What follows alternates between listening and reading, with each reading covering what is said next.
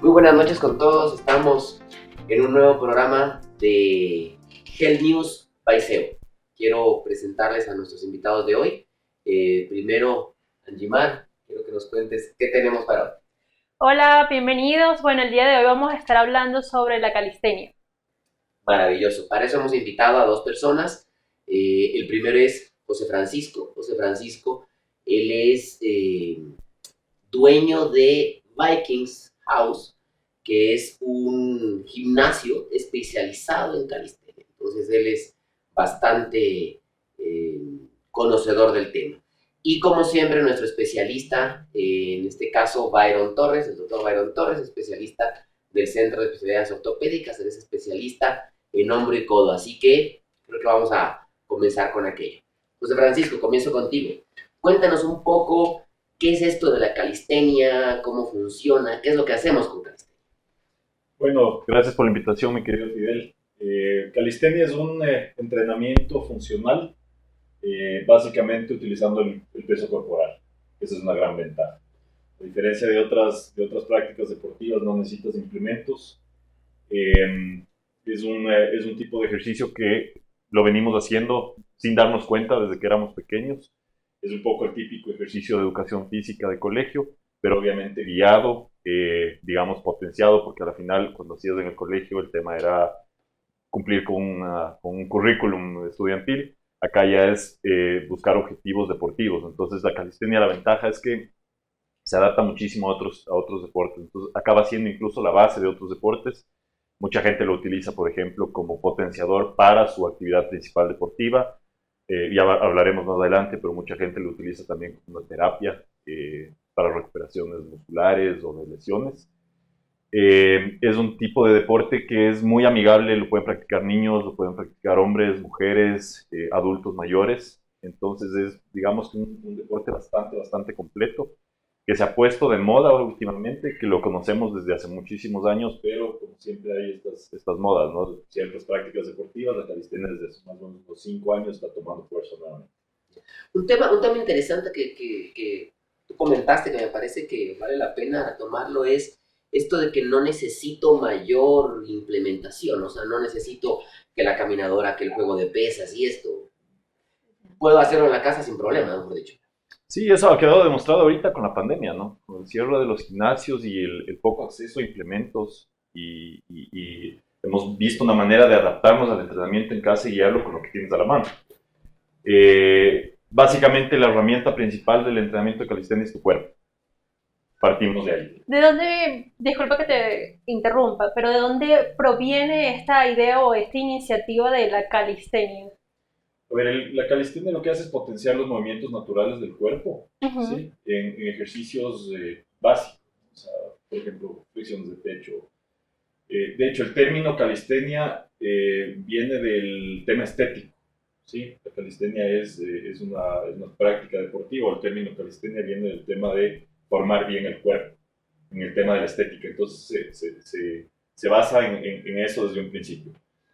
Nosotros oíamos a los abuelos, por ejemplo, tú ves las fotos de los abuelos y decías, ¿qué hacías, abuelo? O sea, me imagino que hace, no sé, 70 años, gimnasios no había muchos, entrenaban en su casa con implementos que tenían a la mano, y por lo general la respuesta de los abuelos era, hacemos barras, o yo hacía barras. Entonces, lo que conocíamos como las barras que hacían los abuelos, que era básicamente temas muy similares a gimnasia olímpica, ¿no es cierto? Levantamientos con una barra tipo dominadas. O sea, estos son los términos antiguos que usaban los abuelos, ¿no es cierto? Flexiones de pecho, sentadillas, que claro, ya técnicamente tienen otro nombre, pero son ejercicios sumamente básicos, ¿no? O sea, es movimiento funcional del cuerpo. Hay un ejercicio clásico de la calistenia y en eso les cuento que yo practico algo de calistenia justamente con José Francisco, que es el famoso burpee. Todo el mundo odia los burpees. Y en los burpees yo me encontré alguna vez con que también son un ejercicio que está dentro del CrossFit. Entonces, el CrossFit que ha tenido probablemente una moda un poco más, un boom más grande probablemente, ¿es lo mismo CrossFit que calistenia? ¿Tienen algún parecido? ¿Alguna cosa así? Tienes la misma base. O sea, la calistenia viene como a ser la base de algunos deportes, entre esos el crossfit. El burpee es un ejercicio un poquito más orientado hacia el CrossFit, o sea, sale desde ahí. Hay ciertos ejercicios o combinaciones de ejercicios que el CrossFit introdujo y la calistenia también los adoptó. El CrossFit sale de entrenamientos militares. O sea, de hecho, la práctica del CrossFit viene de entrenamiento de los Navy SEALs de los Estados Unidos, en donde necesitas mucha intensidad, mucha fuerza, mucha presión, carga de pesos y a veces en condiciones no muy naturales. Es decir, el entrenamiento de un militar en ¿Y los qué Estados pudiese Unidos. diferenciar el CrossFit de la calistenia? Bueno, la diferencia es digamos que en la calidad del ejercicio. La calistenia busca ejercicios un poquito más estáticos, es decir, sin tanto balanceo, movimientos más naturales. El CrossFit tiene mucho dinamismo, o sea, son ejercicios con movimientos en donde potencias el uso de todo el cuerpo para realizar el ejercicio. Te voy a poner un ejemplo. Cuando tú haces un pull-up o un levantamiento en barra, cuando haces en calistenia, la idea es que tú actives tus escápulas y generes un levantamiento limpio solo usando la fuerza de los brazos. En calistenia usas la fuerza del dinamismo del cuerpo para levantarte. Entonces, si tú ves un deportista que practica calistenia, su movimiento va a ser bastante limpio, va a procurar ser bastante limpio y recto. En CrossFit vas a ver que la persona tiene como un balanceo que le ayuda a todo el cuerpo a generar el ejercicio.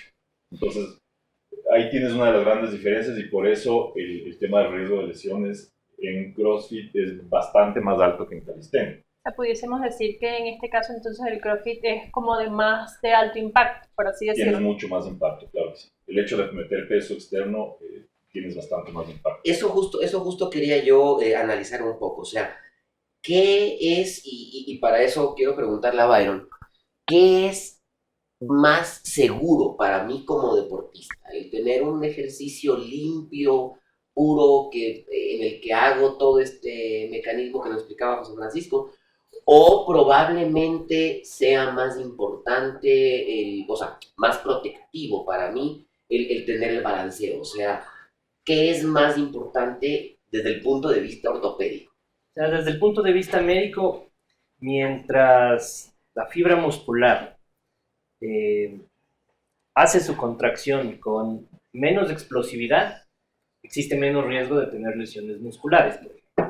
Lo mismo tendinosas. Entonces, si yo hago un ejercicio en el que la fibra muscular va reclutando actividad de forma progresiva y no es un ejercicio tan explosivo, tiene menos chance de arrancarse, de romperse. Una cosa que me parece interesante es, bueno, en este deporte tú haces la actividad con tu propio peso, pero si, por ejemplo, hay una persona que es muy gordita, tiene poca masa muscular pero alto peso, ¿hay variaciones dentro de la actividad para esa persona en particular o todos hacen como que lo mismo? No, totalmente. O sea, el tema, justo lo que dices, el tema de comenzar progresivamente es súper importante. Tenemos algunos casos dentro del gimnasio de gente que llegó con problemas muy serios de sobrepeso, hombres y mujeres. Y fueron casos especiales en donde tuvimos que dedicarle el tiempo al 100% para comenzar, por ejemplo, a hacer una flexión de pecho. Una persona que apoyaba sus manos, fíjate, una persona que llegó pesando alrededor de 250 libras, que solo sostenerse en el piso con las manos acá sin bajar ya era un desafío. Entonces, imagínate lo que era bajar y volver a subir. Entonces, todos los ejercicios que tenemos tienen algún tipo de modificación. Entonces, por eso el ejercicio se adapta, no importa tu condición física, no importa que tengas experiencia en este deporte o que tengas experiencia en otros deportes, no importa tu grado de fortaleza, no importa si estás en condición, por ejemplo, delgado o estás con problemas de sobrepeso, siempre vamos a encontrar una manera de comenzar progresivamente. Y normalmente enseñamos la base del ejercicio, o sea, cuál es la técnica y hacemos la modificación. Entonces, en este caso, lo que hacíamos, por ejemplo, era que él logre flexionar al menos un poco y se levanta. Logre flexionar al menos un poco y se levanta. Un poco para generarle también el hábito al músculo de hacer el entrenamiento. Y ya luego vas también generando confianza en el alumno en que puede llegar a hacer el ejercicio. Muchas veces la gente no llega a hacer el ejercicio porque no se siente capaz. Entonces, en este caso, claro, sentía que bajaba un poco más, tenía los brazos débiles, entonces sentía que se iba a caer, que no iba a lograr subir. Un poco también era el luchar contra sí mismo, de decir, a ver, tengo a alguien que está al lado que sí puede hacer y voy a quedar mal. Entonces era luchar con algunas cosas. Ahora, por ejemplo, la calistenia, si tú buscas en internet, se va mucho al tema de uso de barras. ¿sí? Es mucho más amplio que eso, pero hace mucho dominadas, levantamientos, ¿no es cierto? Que levantas todo el peso del cuerpo. Y claro, si tienes una persona que pesa 250 libras, que nunca ha hecho deporte, levantar ese peso es prácticamente imposible. Entonces, para eso tienes, por ejemplo, diferentes alturas, o sea, regulación de alturas de las barras. Entonces, hay gente que sí alcanza a saltar a una barra, colgarse y levantar su propio peso. Hay gente que lo hace desde el piso, hace el mismo ejercicio, haces, digamos, una progresión del ejercicio desde el piso. Entonces, la persona está con sus pies en el piso, con la barra a la altura, qué sé yo, de la quijada, y empieza a saltar. Entonces ya le va habituando al brazo a lograr levantarse, y muchos ejercicios, por ejemplo, puedes hacer en una versión que nosotros llamamos hacerlos en negativo. Es decir, el ejercicio normal es te levantas, te bajas haciendo fuerza. La versión en negativo es salto y hago fuerza solo para bajar. Correcto. Entonces, bueno, los interrumpo un segundito porque en este momento queremos mostrarles un video de nuestros auspiciantes. No se olviden que llegamos gracias al auspicio de Grunenthal en este momento. Así que quiero dejarlos un rato con ese video, mientras vamos preparando para que Byron nos comience a explicar un poco también los riesgos que puede tener de lesiones la calistenia en relación, y José Francisco nos vaya explicando cómo hacer para controlarlos. En Grunenthal, todo comienza con las necesidades de los pacientes, con buscar soluciones e innovar, investigar y desarrollar terapias para mejorar su calidad de vida. 98 millones de pacientes en América Latina sufren de dolor. La mitad de ellos están insatisfechos con su tratamiento. Hasta un 55% de ellos pierden días laborables. Esta realidad es inaceptable. Por eso Grunenthal ofrece y está en constante desarrollo de nuevos medicamentos para distintos tipos de dolor. A través de su programa Change Pain, educa tanto a pacientes como a profesionales de salud sobre el derecho fundamental de vivir sin dolor. Durante todo este trayecto, ha sido fundamental la alianza con la clase médica. Y mientras continúe su tarea investigativa, desarrollando terapias innovadoras para mejorar el manejo de condiciones, la clase médica seguirá siendo un socio imprescindible. En Grunenthal Latinoamérica, son muchos los corazones latiendo y trabajando juntos para ser pioneros en tratamientos y educación de todas las áreas terapéuticas en que se especializa. Lo hace junto a ustedes y por ustedes, para alcanzar su meta principal: ser la compañía más centrada en sus pacientes. Siempre innovando para vivir a plenitud.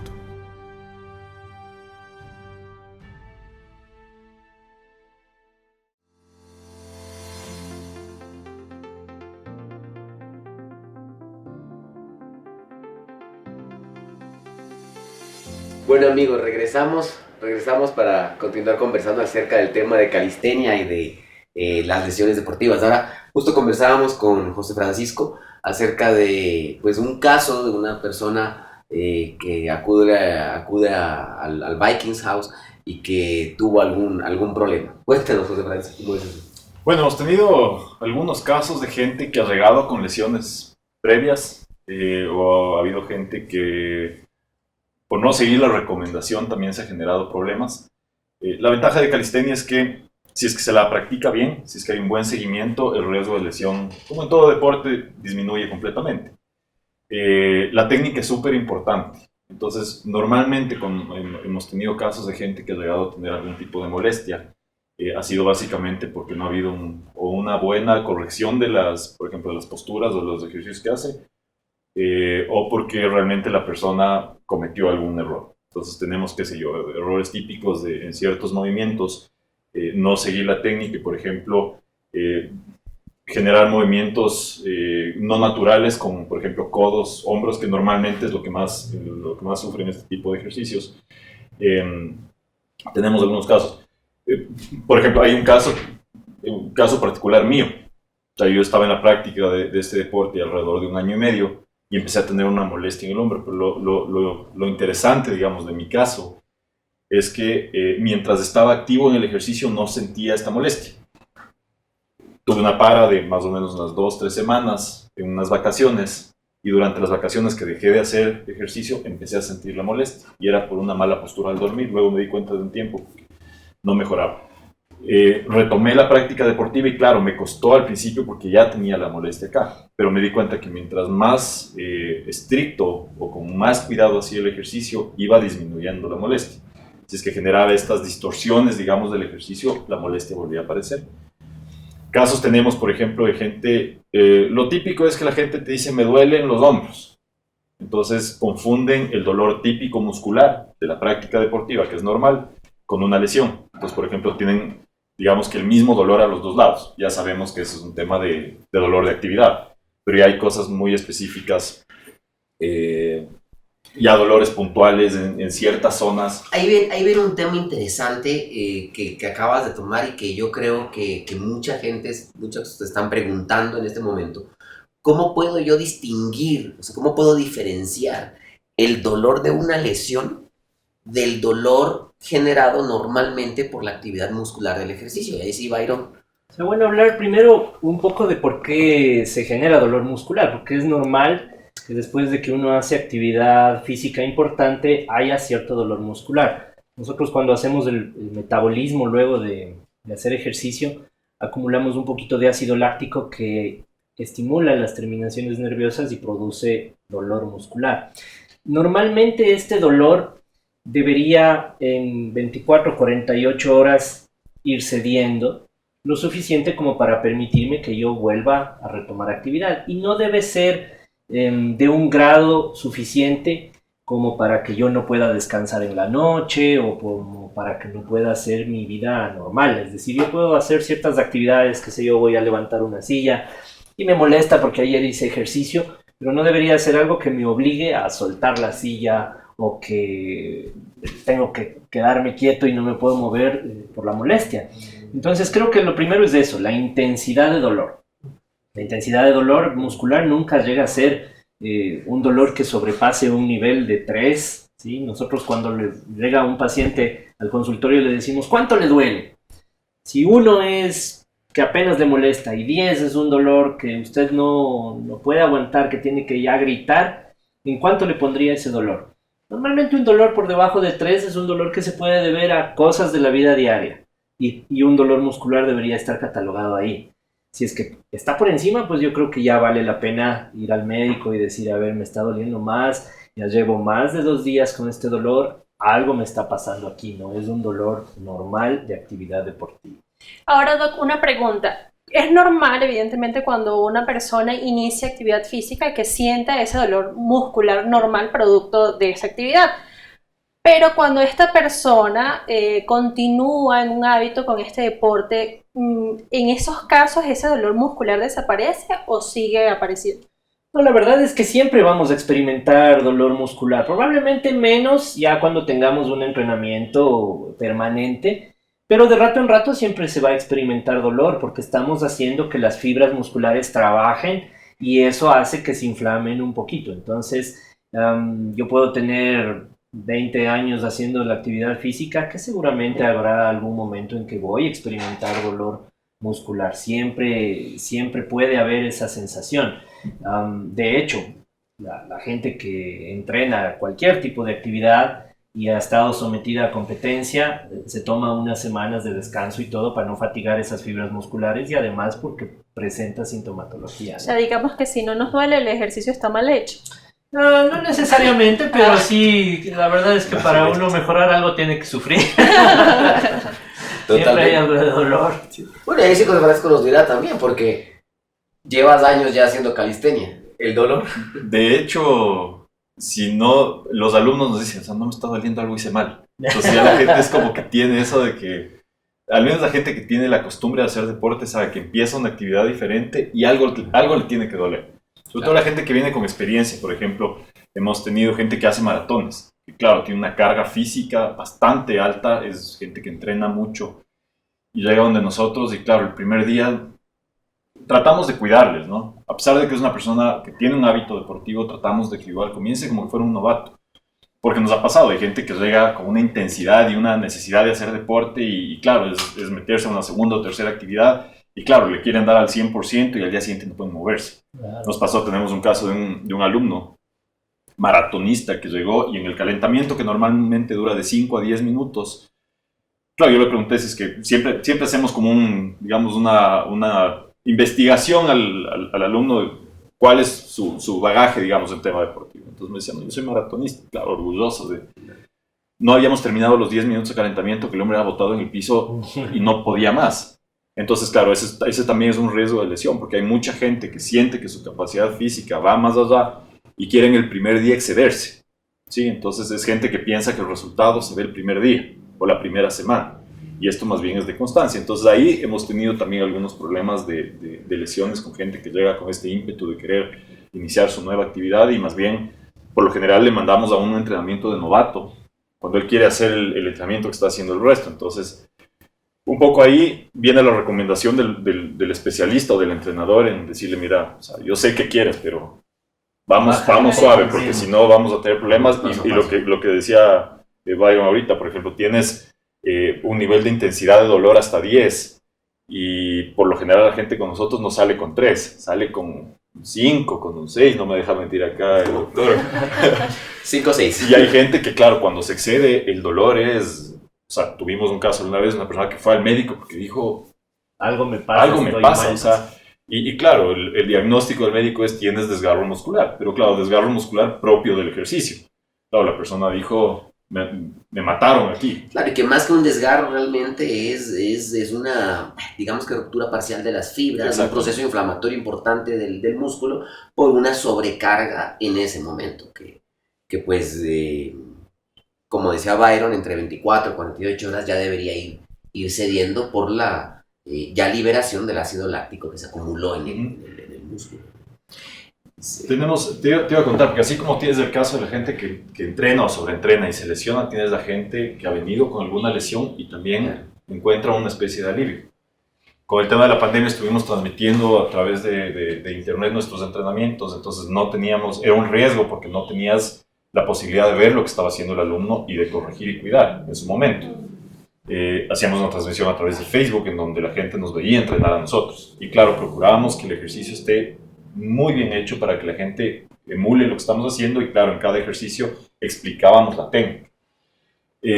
Conocí a un par de alumnos, padre e hijo, que el padre, bueno, circunstancias de la vida los conocí, me contó que estaba entrenando con nosotros y me dijo, mira, yo comencé a entrenar con ustedes y yo llegué con una lesión de hombro. Y han pasado 2 meses y no sé qué han hecho ustedes, pero me han salvado, o sea, me curaron la lesión. Entonces, en realidad, lo que era él necesitaba hacer, me imagino, desde el punto de vista médico, un fortalecimiento de la zona muscular alrededor de la lesión. Y claro, por su masa muscular o su fuerza, la zona que tenía la lesión estaba desprotegida. Entonces, cualquier movimiento que él hacía era doloroso.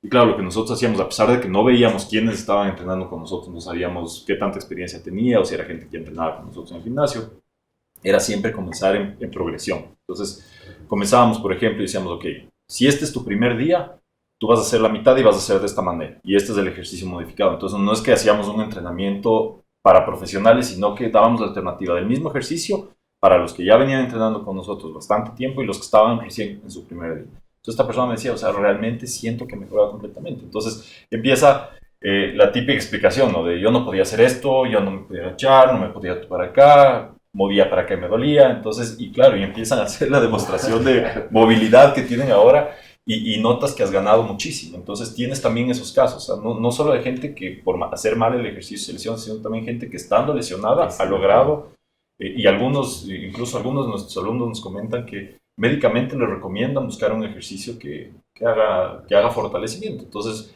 tenemos una alumna que comenzó la semana pasada, que ya era alumna nuestra del gimnasio, pero me dijo, mira, estoy con un tema de lesión en el cuello, o sea que se me irradia desde el cuello hasta el hombro.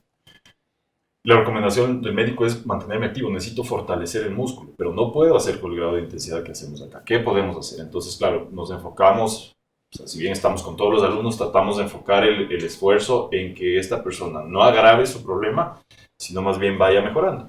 Entonces, por ejemplo, lo típico es que les recomiendan comenzar con yoga para temas de estiramiento y luego pasar a algo de mayor intensidad. Entonces está combinando las dos actividades le ha ido muy bien. O sea, esta es su segunda semana y en realidad, y claro, estamos pendientes todo el tiempo, ¿no? ¿Cómo te sientes? ¿Cómo va? ¿Algún dolor? ¿Alguna molestia? Por mínima que sea, dime qué ¿Qué es lo que te ¿Qué, pasa? qué es lo que te pasa? ¿Qué es lo que sientes? Y más bien ves que hay una mejoría también de gente que ya venía lesionada, que ese es un desafío para nosotros, porque tienes una responsabilidad enorme de no generar un mayor problema, sino más bien ser parte de la solución del problema que tienen.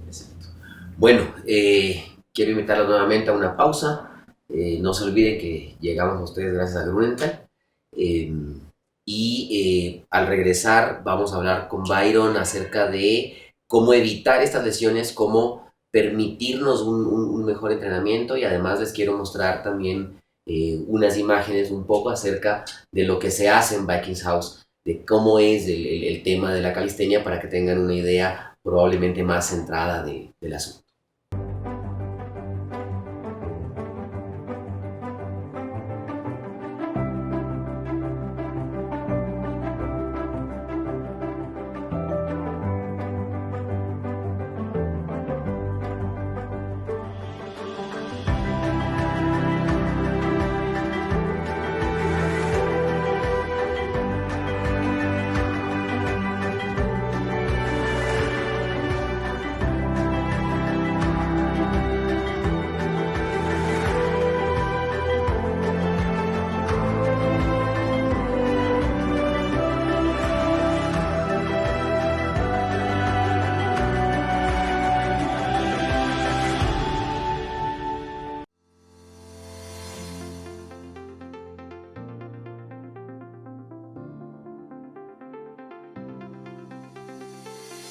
Bueno amigos, volvemos por acá y vamos ahora sí a hablar con Byron acerca de cómo evitar un poco todas estas lesiones. Lo primero que les quería, como les dijimos en el espacio anterior, vamos a mostrarles un video acerca un poco de qué es lo que se hace en Vikings House.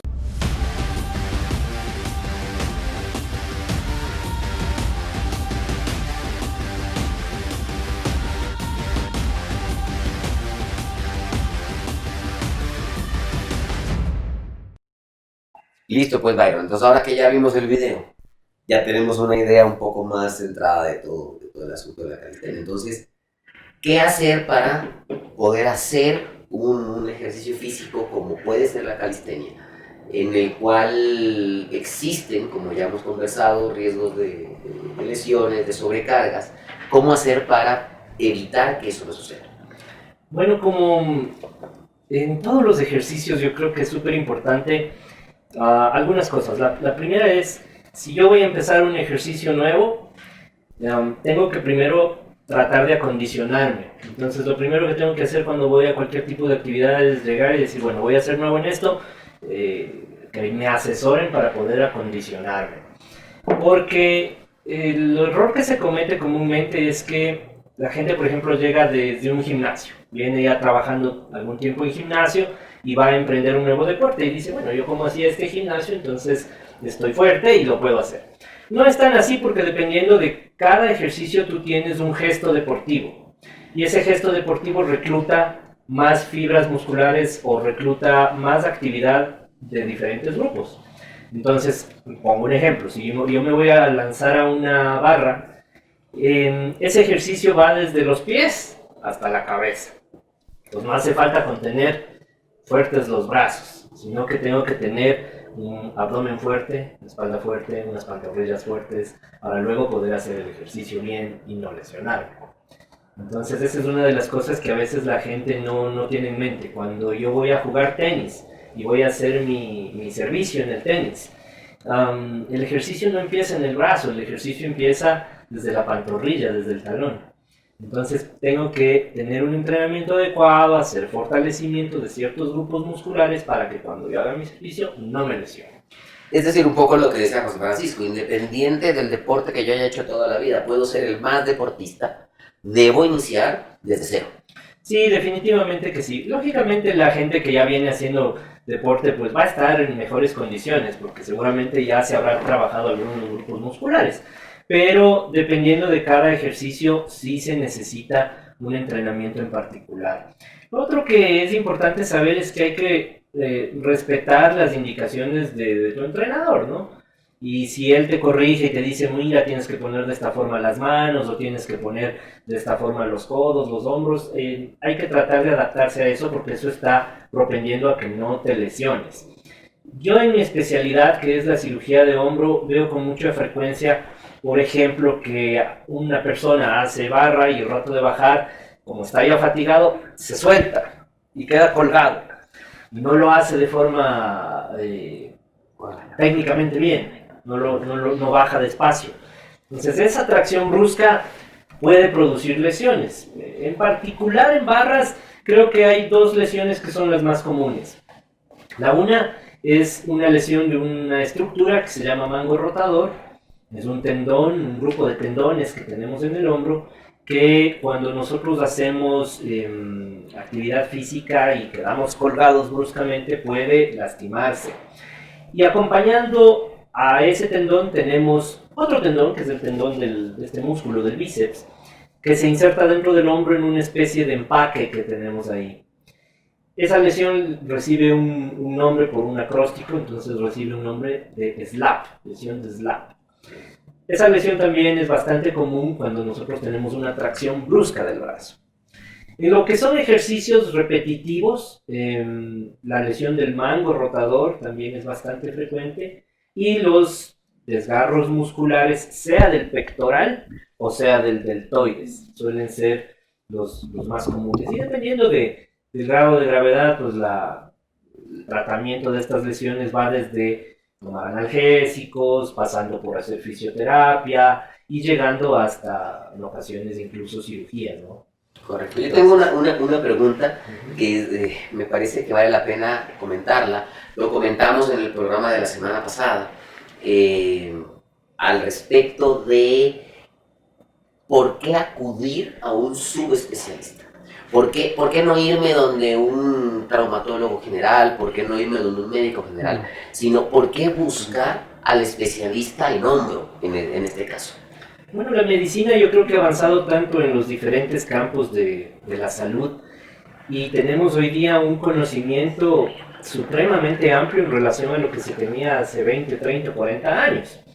Entonces, antes el traumatólogo podía abarcar todas las áreas de la traumatología porque teníamos un conocimiento menor de las patologías. Hoy por hoy el conocimiento es tan amplio que uno ya tiene que dedicarse a una área en específico de cada especialidad médica para ser eficiente en esa área. Eso permite la subespecialización. Entonces, en el Centro de Especialidades Ortopédicas, que es donde trabajamos, tenemos especialistas de cada área de la traumatología. Entonces tenemos el especialista en el pie y el tobillo, el especialista en la cirugía de la mano, el especialista en la rodilla, el especialista en hombro y codo, que soy yo. Y eso ha permitido que nosotros nos dediquemos a una área en particular y tengamos una actualización permanente en eso.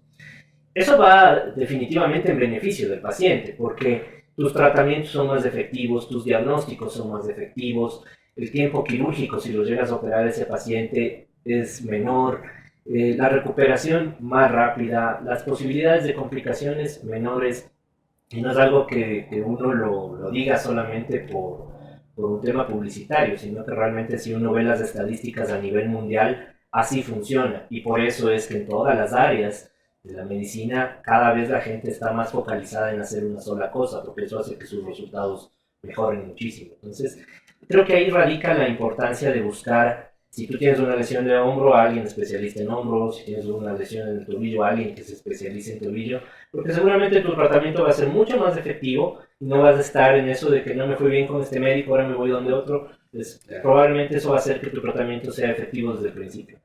Sí, dentro de eso estoy totalmente de acuerdo contigo. Yo creo que es importante también analizar el trabajo en equipo. Y eso es algo que el Centro de Especialidades Ortopédicas nos presenta bastante, y es el hecho de que al tener equipos de trabajo, pues se permite trabajar al paciente de una manera integral con subespecialistas en cada área, ¿no? Sí, yo creo que eso es algo muy, muy interesante que en pocos sitios se ha logrado. Para mí es muy agradable el tema de que viene a verme un paciente con una lesión deportiva, por ejemplo, del hombro, y en medio de la conversación me dice, ¿sabe qué, doctor? Y también desde la semana pasada me está doliendo el tobillo. Mira, aprovechemos. Le llamo al colega, Alexander, por favor, ven, valórale al paciente, mira, le está molestando el tobillo, ¿qué le encuentras tú? ¿Qué te parece? Entonces, claro, ese es un servicio que definitivamente propende a que el resultado sea excelente, ¿no? Yo en este caso lo que tengo es una anécdota, ya que usted estaba mencionando sobre las especialidades. Hace unos cuantos años yo tuve una lesión en el hombro y en ese momento fue a un traumatólogo pues general y me dijeron, yo le comenté esto a un fisio y me dijo, pero ese diagnóstico me parece como que muy raro y se lo quiero comentar, que era que yo tenía un esguince de hombro. Me dice, ¿cómo es 15 de hombro? E incluso me infiltraron y para ese momento yo era una deportista que entrenaba de lunes a lunes, máximo un día solo de descanso, y eso me trajo consecuencias a montón. Entonces creo que qué bueno que la ciencia ha avanzado y no sé en este caso qué me hicieron, me quedé así como que nunca supe qué tipo de lesión tuve. ¿Cuál mismo fue el diagnóstico? Nunca supe cuál fue el diagnóstico y me infiltraron. Y quiero hacer la pregunta en este caso, ¿qué opina usted de una infiltración en lo que es el deportista como tal? Hablamos del deportista, digamos, que tiene entrenamientos de moderada a alta intensidad. Sí, bueno, el tema de las infiltraciones, en general, la infiltración es toda sustancia que nosotros pongamos con una inyección cerca de un tendón o dentro de una articulación. Entonces las infiltraciones son de lo más variado, pero en general en nuestro medio lo que se entiende por infiltración es cuando te colocan un corticoide. Y corticoides son sustancias que nosotros naturalmente las producimos, es decir, no por sí son malas, pero cuando las utilizamos en exceso, y las infiltraciones las utilizamos en exceso, sí terminan lastimando las estructuras. Entonces, pongo un ejemplo. Yo tengo un paciente hipotético que viene con una lesión del hombro y está haciendo su entrenamiento. Lo infiltro con un corticoide, le voy a quitar el dolor, pero sí estoy dándole un empujoncito a que a la larga tenga más problemas, porque no le estoy permitiendo a ese tendón que se recupere de la forma natural en la que debería. Entonces hoy por hoy incluso estamos utilizando muchas técnicas biológicas y hacemos infiltraciones, pero con ciertas cosas biológicas que no tienen ese problema. Entonces creo que esa es una gran ventaja y que la ciencia ha evolucionado en eso. Y ese tratamiento de ese paciente deportista es completamente diferente a un paciente mayor que no hace actividad deportiva. Entonces, quizá en ese paciente mayor que no hace actividad deportiva sí pueda utilizar un corticoide. Entonces, entender que las infiltraciones de por sí no son malas, pero que sí existe un abuso y en el paciente deportista el uso de ciertas sustancias no es tan bueno. Además de que también hay el tema del doping, ¿no? Hay muchas sustancias que se consideran como dopaje, entonces ya cuando es un deportista de élite no hay que utilizar ciertas sustancias. Muy interesante realmente. Creo que podríamos resumir un poco todo el programa de hoy acerca de que la calistenia es un deporte que no por sí mismo va a generar lesiones, que como todo deporte tiene sus riesgos también, pero que realizado de una manera adecuada, con la guía adecuada, va a permitirnos lograr justamente lo que buscamos del deporte. Una vida sana, una vida activa, en muchos casos prolongación de la misma vida y un mejoramiento de la calidad de vida. No sé, Angie, más si quieres darles a todos nuestros amigos hoy un saludo, una despedida. No, bueno, muchísimas gracias por escucharnos. Esperamos que esta información haya sido útil, tanto para mí, porque imagínense todo lo que avanza la ciencia, que podemos mejorar pues estas lesiones yendo al especialista para que nos ayuden, dedicado, personalizado a nuestros requerimientos y bueno, que sea de utilidad para estos oyentes. Genial. Quiero agradecerle mucho a José Francisco. Recordarles a todos Vikings House, Agradecerle mucho a Byron, como especialista de codo del Centro de Especialidades Ortopédicas. Y no se olviden de seguirnos todos los domingos a las 19 horas aquí en Health News by SEO.